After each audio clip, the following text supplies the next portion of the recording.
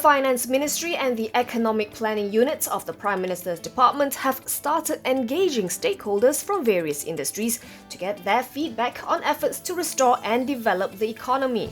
Finance Minister Tengku Datuk Sri Zafrul Tengku Abdul Aziz says this emanated from PM Tan Sri Muhyiddin Yassin's announcement that the government would formulate a comprehensive short, medium and long-term economic recovery plan to revive the economic activities quickly once the movement control order period has ended.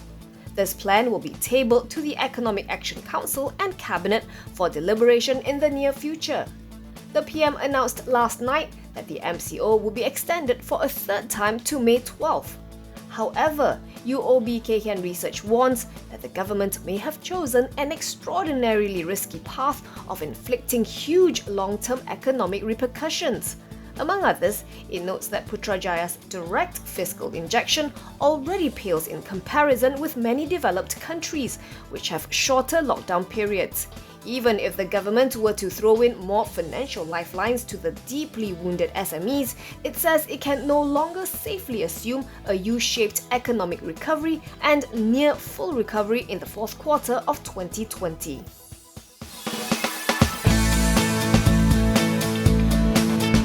Petronas is reportedly looking at hiking this year's dividend to help the government fund its 250 billion ringgit stimulus package. Citing people familiar with the matter, Bloomberg reports the oil giant could increase the payout by as much as 10 billion ringgit. Petronas had earlier said it would pay 24 billion ringgit in dividend this year.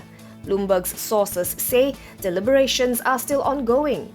Meanwhile, a representative for Petronas told the news agency any additional dividends, which is subject to approval of the board, will need to take into account factors including funding requirements for operations and ability to service debts and other obligations. Last year, Petronas paid 54 billion ringgit of dividend, including a 30 billion ringgit one-off special payment to help Putrajaya settle backlogged GST and income tax refunds.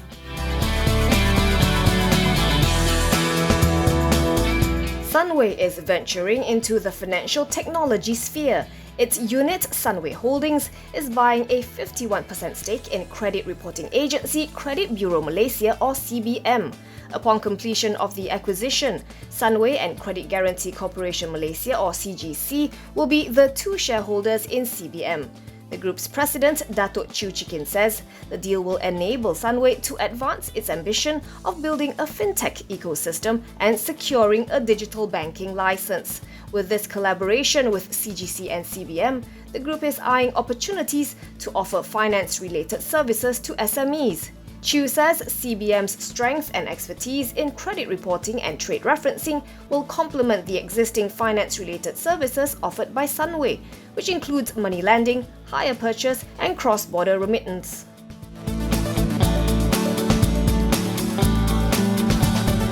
In a rare move, Maxis said today it considers it prudent to withdraw its previously advised guidance for FY20 until there is more clarity around the longevity and impact of the COVID-19 pandemic. In February, the group had in its guidance on its financial outlook said it expected flat to a low single-digit increase in service revenue and earnings before EBITDA. In a statement to Bursa Malaysia today, in conjunction with Maxis' announcement on its first quarter FY20 results, the group said it is closely monitoring and assessing the impact of the pandemic and that when it becomes appropriate to disclose any material information, it will be made in accordance with listing requirements. Maxis saw its first quarter net profit fall 12% to 358 million ringgit. Revenue was up by 5% to 2.34 billion ringgit. It declared a tax-exempt dividend of 4 cents a share. The telco said today it remains in a strong financial position to weather the crisis created by the COVID-19 outbreak.